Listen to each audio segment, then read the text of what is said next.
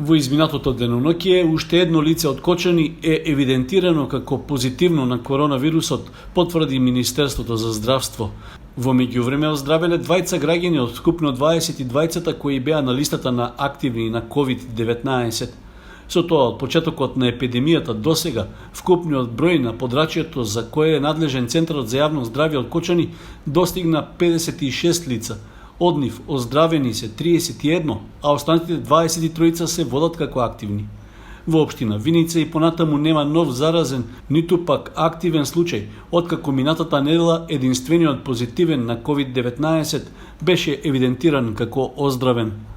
Во изминатите 24 часа на ниво на држава биле направени 1348 тестирања, а регистрирани се нови 182 случаи.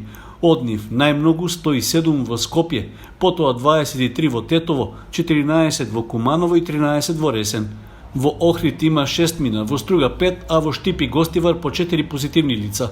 Останатиот број новозаразени се во неколку други градови во државата.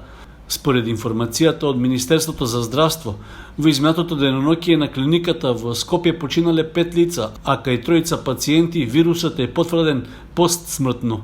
Во општата болница во Куманово починал и пациент на 85 години кој бил хоспитализиран на 10 јуни.